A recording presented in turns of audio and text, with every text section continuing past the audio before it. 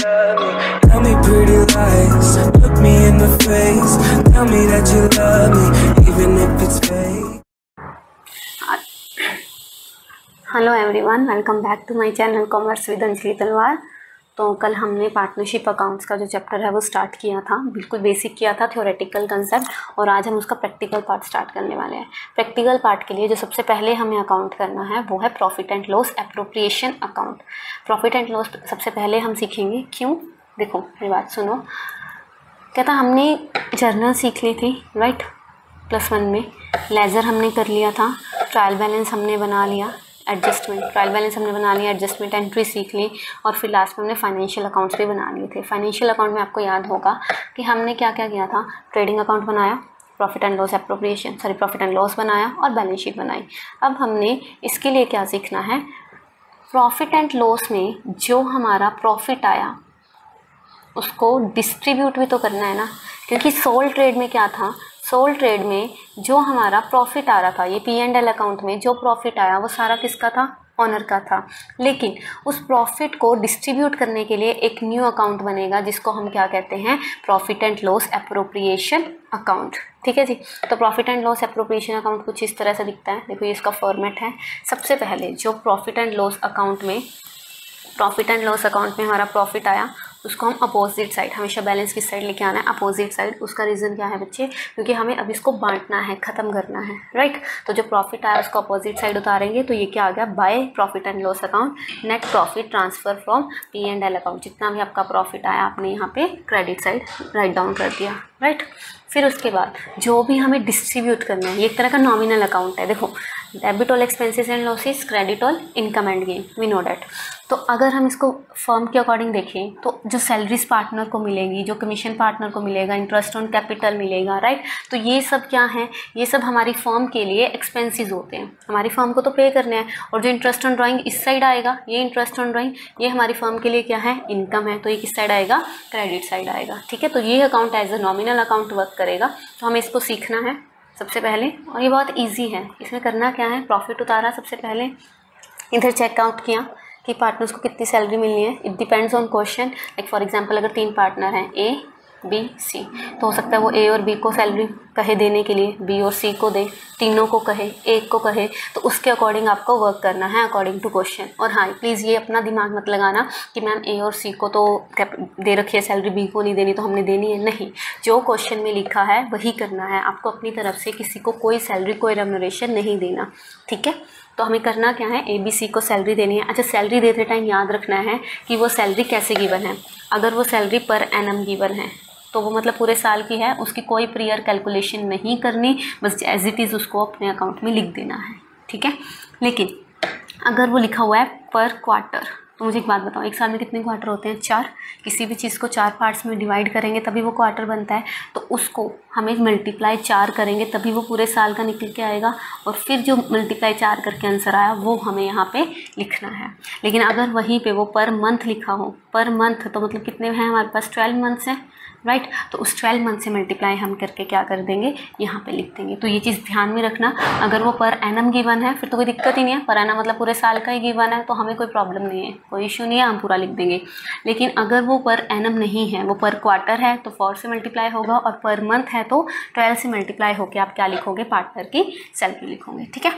उसके बाद नेक्स्ट आता है टू कमीशन टू पार्टनर्स। अब पार्टनर्स को जो कमीशन मिलेगा वो भी P&L एप्रोप्रिएशन में जाएगा, प्रॉफिट को बांटेंगे। ठीक है। तो जो कमीशन आया यहाँ पे उसके 2 केसेस होते हैं, बिफोर एंड आफ्टर। ये आगे आएगा वैसे हमारे पास टॉपिक, बिफोर एंड आफ्टर। इस टॉपिक को हम आगे कवर करने वाले हैं। ओके। फिर आता है interest on partners capital. Interest on partners capital जो देना है वो अकॉर्डिंग टू टाइम देना है, कि कितना टाइम किसकी कैपिटल कितनी रही हमारी फर्म में। कोई एडिशनल कैपिटल लेके आया, कोई विड्रॉ कर गया हमारी फर्म में से कैपिटल, राइट। उस चीज़ को ध्यान में रखते हुए उसके टाइम के अकॉर्डिंग हम क्या लगाएंगे, इंटरेस्ट लगाएंगे। वो कैसे, वो हम आगे इसका ही एक क्वेश्चन करने वाले हैं आज, प्रैक्टिकल इसी का स्टार्ट करेंगे। ठीक है। तो वो ध्यान में रखेंगे। और नेक्स्ट आता है हमारे रिजर्व्स। अब ये बात ध्यान रखना, सिर्फ ये एक लौती चीज़ है जो पार्टनर्स में नहीं बंटेगी। इट मीन्स क्या होता है कि ये जो चीज़ें होती है ना, ये बाद में जब हम पार्टनर्स कैपिटल अकाउंट सीखेंगे तो उनके पास जाएगी। क्यों? इससे कैपिटल बढ़ रही है, पार्टनर को सैलरी मिलेगी, पार्टनर को कमीशन मिलेगा, पार्टनर को इंटरेस्ट मिलेगा, तो उन सब से क्या होगा, उनकी जो कैपिटल है वो बढ़ेगी। लेकिन ये रिजर्व्स होते हैं फर्म के पीछे। आपको पता ही है, हमने पढ़ा प्रोविज़न एंड रिजर्व। तो जो रिजर्व्स होते हैं ये फ्यूचर के लिए फर्म ने बचा के रखे हैं, तो ये हमारी बैलेंस शीट की लाइबिलिटी साइड जाएंगे। ये सिर्फ एक लौती चीज़ है यहाँ से जो हमारी पार्टनर्स कैपिटल में नहीं जाएगी। बाकी सारी चीज़ें, एक P&L अकाउंट का बैलेंस नहीं जाएगा क्योंकि यही बांट दिया हमने, ऑब्वियस सी बात है, और एक रिजर्व्स को छोड़ के बाकी सारी चीज़ें किस में जाएंगी एट द एंड, इसके बाद पार्टनर्स कैपिटल अकाउंट। ठीक है, तो ये ध्यान में रखना। और रिजर्व्स नॉर्मल निकलेंगे बिल्कुल। रिजर्व्स के लिए क्या दिया होगा, आपको परसेंटेज दी होगी, जो आपका यहाँ पे नेट प्रॉफिट आया था उस पर वो परसेंटेज लगा लो, 10% गिवन है, वो लगा के जो भी आपका आंसर आया वो आप यहाँ पे क्या है राइट डाउन कर सकते हो। ठीक है, और इधर क्या आएगा, अच्छा इनकम क्या होगी फर्म की, इंटरेस्ट ऑन ड्राइंग्स, क्योंकि पार्टनर्स को पे करना पड़ता है और इससे फर्म की क्या होती है, इनकम होती है। तो इंटरेस्ट ऑन ड्राइंग्स जो निकलता है, ये भी ध्यान से सुनो, इसका भी एक पॉइंट है। अगर आपको टाइम गिवन है कि इसने 1 सितंबर को निकाली, 1 जून को निकाली, तो आप अपने मंथ्स काउंट करके उतना पीरियड का लगा दोगे, राइट। लेकिन अगर आपको टाइम नहीं गिवन तो ये हमेशा 6 मंथ की एवरेज पे निकलता है। हमेशा कितने मंथ्स का लेना है, 6 मंथ्स। ये आपको क्वेश्चन में नहीं लिखा होगा, ये आपको खुद याद रखना है कि एक पॉइंट है क्या, कि जो इंटरेस्ट ऑन ड्राइंग्स हैं, अगर आपको कोई भी स्पेसिफिक डेट मेंशन नहीं है तो वो हमेशा 6 मंथ्स का ही लगेगा। ये सबसे बड़ी गलती है जो बच्चे बिल्कुल कॉमन मिस्टेक करके आते हैं, क्योंकि ये याद ही नहीं रहता। तो जो इंटरेस्ट ऑन ड्राइंग्स लगेगा, वो जो भी आपका इंटरेस्ट रेट गिवन है वो लगने के बाद जो भी परसेंटेज गिवन है, यहाँ पे 6/12 करके 6/12 करके आप उसका क्या निकाल दोगे, इंटरेस्ट फाइंड आउट कर दोगे।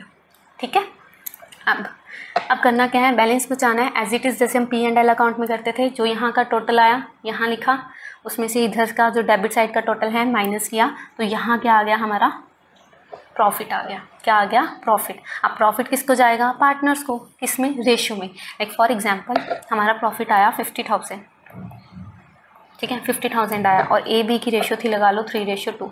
अभी डिवाइड करना आता है 3:2 में, सिंपल है ये तो, बाकी एक बार मैं कर देती हूँ।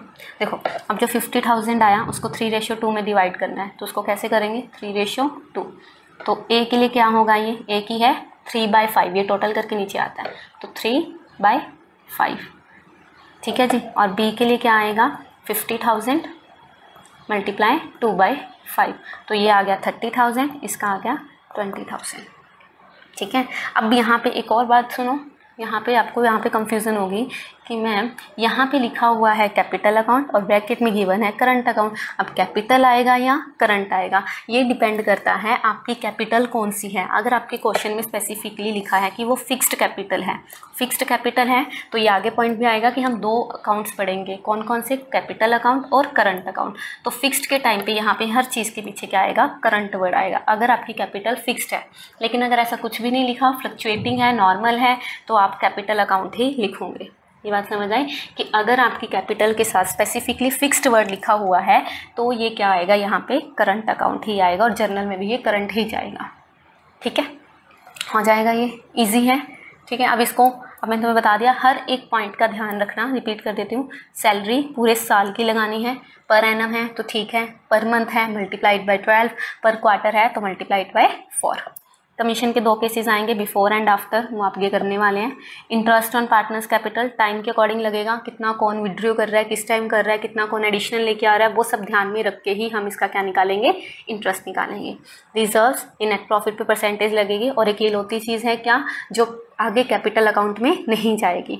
उसके बाद ये तो प्रॉफिट लेके ही आए थे हम लोग, जो क्वेश्चन में था।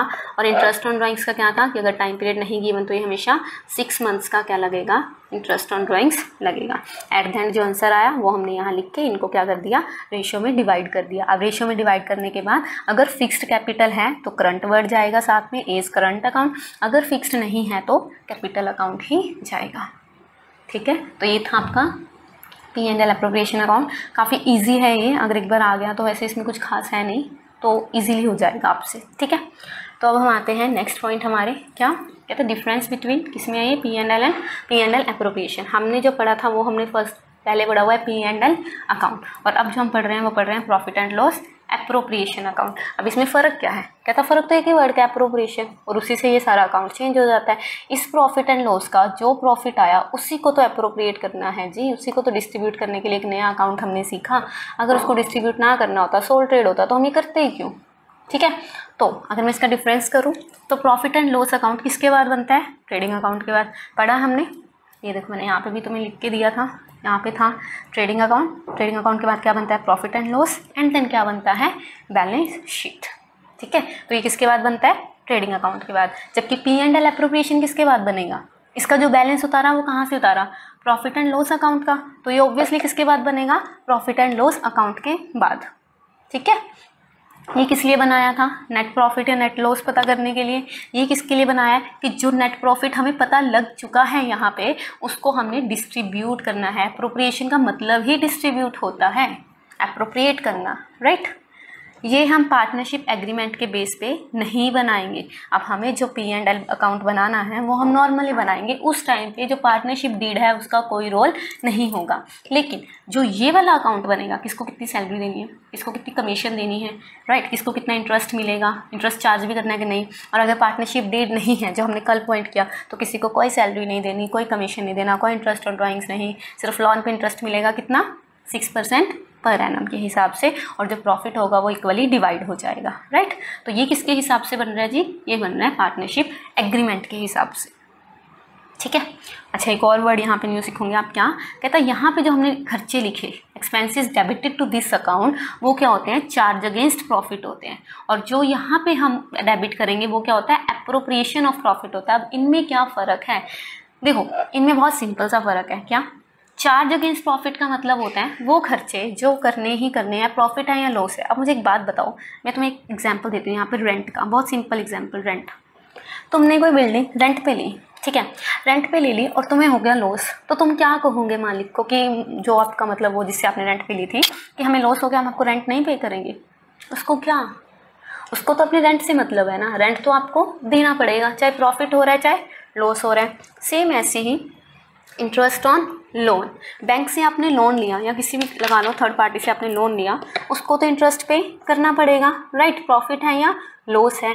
या फिर लगा लो मैनेजर का कमीशन, अब आपने मैनेजर हायर किया, उसको अपनी कमीशन आपको देनी पड़ेगी। तो ये तीन चीज़ें याद रखना, ये क्या है, ये है हमारी, ये है हमारी क्या, चार्ज अगेंस्ट प्रॉफिट, कि चाहे प्रॉफिट हो चाहे लॉस ही देना ही देना है। इसीलिए ये किस में जाएंगी, प्रॉफिट एंड लॉस अकाउंट में, टू वाली साइड जाएंगी ही जाएंगी। अब ये क्या होता है, ये होता है एप्रोप्रिएशन, कि अगर प्रॉफिट होगा तो उसको एप्रोप्रिएट मतलब डिस्ट्रीब्यूट करेंगे, अगर प्रॉफिट ही नहीं होगा तो उसको एप्रोप्रिएट कैसे करोगे। ऑब्वियस सी बात है ना, प्रॉफिट ही नहीं है तो डिस्ट्रीब्यूट किसको करोगे, लॉस को। लेकिन उसके लिए क्या सैलरी दोगे, कमीशन दोगे, नहीं दोगे।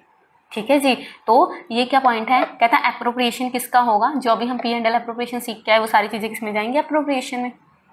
ठीक है, ये बात ध्यान रखना। अच्छा एक और बात यहाँ ध्यान रखना, रेंट और इंटरेस्ट ऑन लोन, ये दोनों चीज़ें चाहे पार्टनर की हैं लेकिन ये P&L अकाउंट में जाएंगी। लेकिन मैनेजर कमीशन यहाँ आएगा, और यहीं अगर वर्ड पार्टनर कमीशन आ जाए, क्या वर्ड आ जाए, पार्टनर्स कमीशन, पार्टनर्स कमीशन कहाँ जाएगा, एप्रोप्रिएशन में। पढ़ा ना अभी तुमने, यहाँ पे मैंने तुम्हें सिखाया एप्रोप्रिएशन बनाना, तो यहाँ पे आया ना कमीशन टू पार्टनर्स। ठीक है जी, पार्टनर का कमीशन इसमें जाएगा एप्रोप्रिएशन में, लेकिन मैनेजर का कमीशन किस में जाएगा, हमारे P&L अकाउंट में। ठीक है, डन हो जाएगा। तो एक छोटा सा प्रैक्टिकल कर लेते हैं हम, आज 2 ही प्रैक्टिकल करेंगे। पहले मैं आपको एक इंटरेस्ट ऑन कैपिटल निकाल के दिखा दूंगी यहाँ पे, और एक हम निकाल लेंगे नेक्स्ट में इंटरेस्ट ऑन ड्राइंग्स का एक छोटा सा एग्जांपल कर लेंगे। उसके बाद नेक्स्ट क्लास में हम अपना जो पार्टनर्स कैपिटल अकाउंट है, फिक्स्ड कैपिटल, फ्लक्चुएटिंग कैपिटल, वो कंप्लीट करने के बाद आपको जर्नल सिखा के फिर हम क्या करेंगे, अच्छे से प्रैक्टिकल स्टार्ट करेंगे। लेकिन उसके लिए ये बेस क्लियर कर लो, क्योंकि ये बेस क्लियर होना बहुत ज़रूरी है। अगर आपको इंटरेस्ट ऑन कैपिटल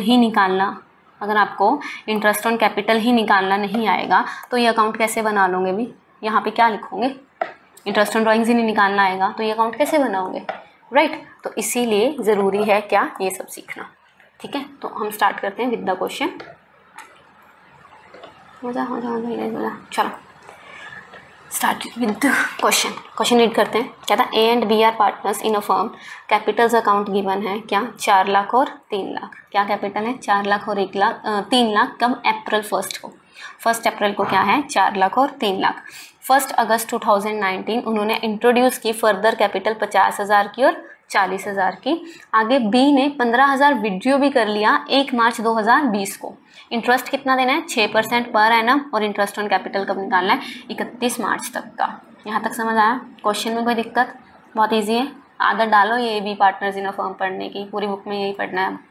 ठीक है, तो हम स्टार्ट करते हैं। अब मैं अगर ए का निकालती हूँ, सबसे पहले हम ए का इंटरेस्ट ऑन कैपिटल निकालेंगे। क्या निकालेंगे हम? ए का इंटरेस्ट ऑन कैपिटल। अगर मैं इसका ए का इंटरेस्ट ऑन कैपिटल निकालूँ तो सबसे पहले इसकी कैपिटल कितनी है 4 लाख। कितनी है 4 लाख। कितने परसेंट 6%।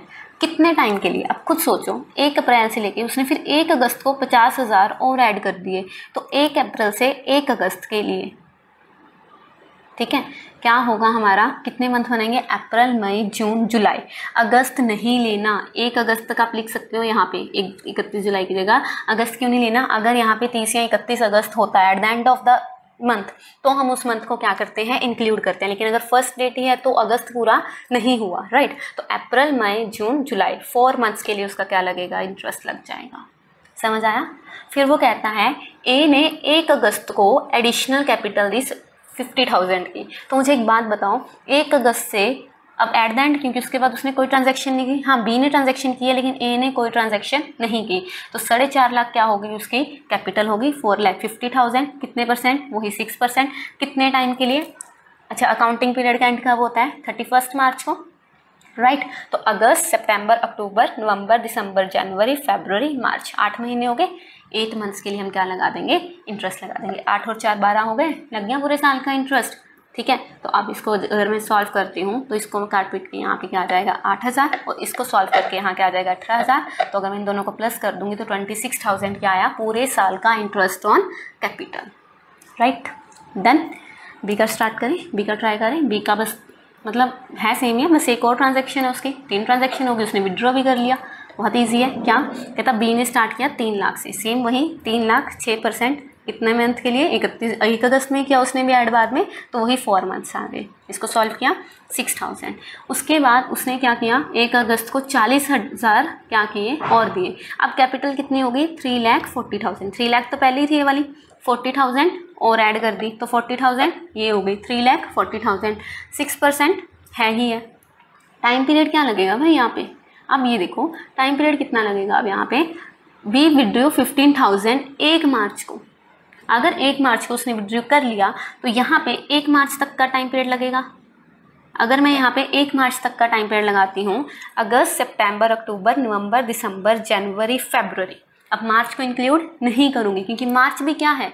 1 है ना, 31 तो नहीं है। तो कितने मंथ आ गए? 7। दिख रहा है? तो ये क्या आ जाएगा यहाँ पे 7 मंथ। इनको सॉल्व करने के बाद हमारा आ गया 11,900 और एट द एंड कितनी हो गई? अब इसने विड्रॉ कर लिया तो माइनस हो जाएगी। हमारी कैपिटल कितनी थी? 3,40,000।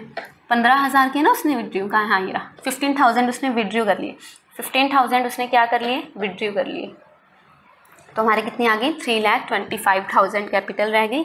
सेम 6%। टाइम पीरियड क्या है? 1 मार्च से 31 मार्च, एक ही तो मंथ रह गया।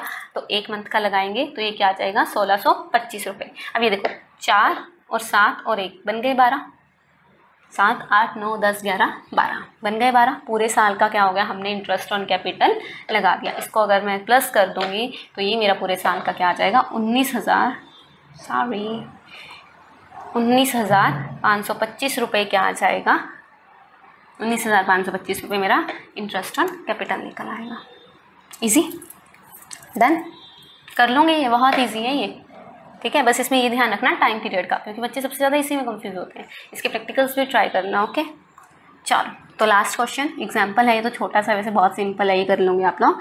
तो इंटरेस्ट ऑन ड्राइंग्स का एक एग्जाम्पल कर लेते हैं। मैंने आपको बताया था अगर इंटरेस्ट ऑन ड्राइंग पे कोई टाइम पीरियड नहीं गिवन तो हमेशा 6 मंथ्स की क्या लगानी है? आपने इंटरेस्ट ऑन ड्राइंग्स लगानी है। जैसे इसमें तो आपने काउंट किया, ये 8 महीने काउंट किए, 4 महीने काउंट किए, 4 महीने, ये 7, ये 1, क्योंकि यहाँ पे गिवन थी टाइम पीरियड, राइट? अगर इंटरेस्ट ऑन ड्राइंग्स में आपको टाइम पीरियड नहीं गिवन, जैसे इस क्वेश्चन में देख लो, एक पार्टनर ने 8,000 रुपये विड्रॉ किए ड्यूरिंग द ईयर और इंटरेस्ट चार्ज करना है 15% पर एनम के हिसाब से, तो हम कैसे कैलकुलेट करेंगे? कैसे कैलकुलेट करेंगे। अब टाइम पीरियड तो नहीं दिया उसने इंटरेस्ट, मतलब ड्राइंग्स कब हमारी जो है विड्रॉ की थी, राइट। तो हम इस टाइम पे क्या करेंगे, हम क्या करेंगे, जो हमारा ये टाइम पीरियड है 8,000, 15%, 6 महीने के हिसाब से, ये कुछ नहीं, 6 महीने के हिसाब से क्या लगा देंगे, इंटरेस्ट ऑन ड्राइंग्स, और यहाँ क्या आ गया 600। इस तरह से बाकी पार्टनर्स का भी चार्ज करके हम इस P&L अप्रोप्रिएशन में यहाँ पे लिख सकते हैं। इंटरेस्ट ऑन कैपिटल आ गया, इंटरेस्ट ऑन ड्राइंग्स कर लिया, सैलरीज के मैंने तो आपको सारे बता दिए। तो रह क्या गया हमारा यहाँ पे सिर्फ एक कमीशन का पार्ट, वो बिफोर एंड आफ्टर वाला, वो हम नेक्स्ट लेक्चर में करने वाले हैं। सो आई होप आपको ये छोटे छोटे से बेसिक पॉइंट्स क्लियर हुए हों, ठीक है जी। सो डू इट, अपनी प्रैक्टिकल करना है इसके लिए, इसकी जितनी प्रैक्टिस करोगे उतना कम है। थैंक यू सो मच, हम मिलते हैं नेक्स्ट क्लास में आगे इसके क्वेश्चंस के साथ। Tell me pretty lies, look me in the face, tell me that you love me, even if it's fake.